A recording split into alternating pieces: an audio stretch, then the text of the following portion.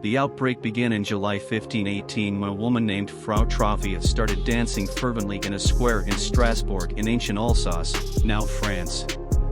Over 4 months, dozens of people began dancing to their death. It was estimated that at the height of the epidemic, up to 400 people were dancing at once. Unable to control the movement of their bodies, and amidst the scorching heat of a European summer, about 15 people were dying every day from heart attacks, strokes, and even exhaustion.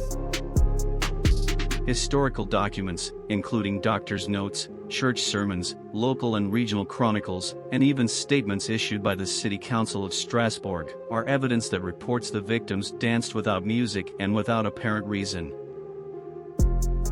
These sources confirm that there was a dancing outbreak after a single woman began to dance. The phenomenon did not seem to cease and ended up lasting so long that it even drew the attention of the magistrate and the Bishop of Strasbourg, with some doctors eventually intervening by placing the afflicted individuals in a hospital. It is said that similar events, though with fewer people, occurred throughout the medieval era, including the 11th century in Kalbach, Saxony, where it was believed to be caused by demonic possession or divine judgment. Contemporary explanations included demonic origins and overheated blood. The main source for these claims is John Waller, who wrote several newspaper articles on the subject and the book A Time to Dance, A Time to Die, The Extraordinary Story of the Dancing Plague of 1518. The sources cited by Waller that mention the deaths were all from later accounts of the events. Of the 6 accounts available in the book, 4 confirmed Trophia as the first dancer. 2 possible modern explanations.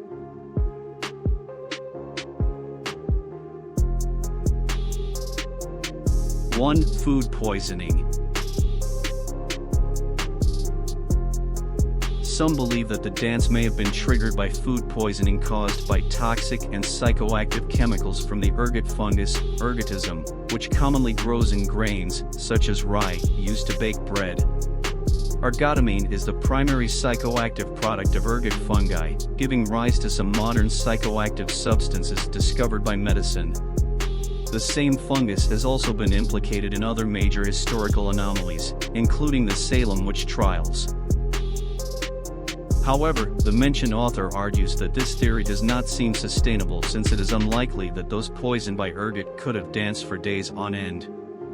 Nor would so many people have reacted in the same way to these chemicals.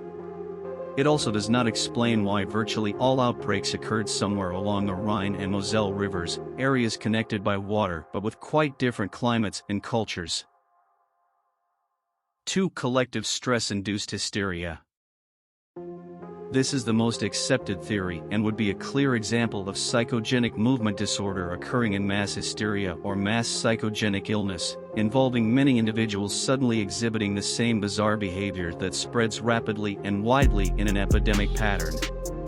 This type of behavior may have been caused by high levels of psychological stress, induced by the relentless hardships that the people of ancient Alsace were enduring.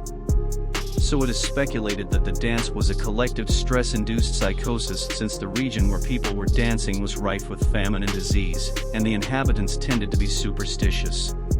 7 other cases of dancing plague were reported in the same region during the medieval era. This psychogenic illness may have given rise to chorea, from the Greek chorea, meaning to dance, a condition involving random and intricate unintentional movements that move from one part of the body to another. Various choreas, St. Vitus dance, St. John's dance, and Tarantism, were labeled in the Middle Ages, referring to independent epidemics of dancing mania that occurred in Central Europe, particularly during times of plague. In early September of the same year, the outbreak began to diminish. This strange occurrence, still not fully explained to this day, sheds light on the most peculiar capacities of the human mind and our own susceptibility to mass hysteria. What do you think? Some food with psychoactive properties unknown at the time, or collective hysteria? Can you imagine how an epidemic like this would be in today's world? These and other cases are showcased here on the Mystery Machine channel. If you enjoy this type of content, please subscribe.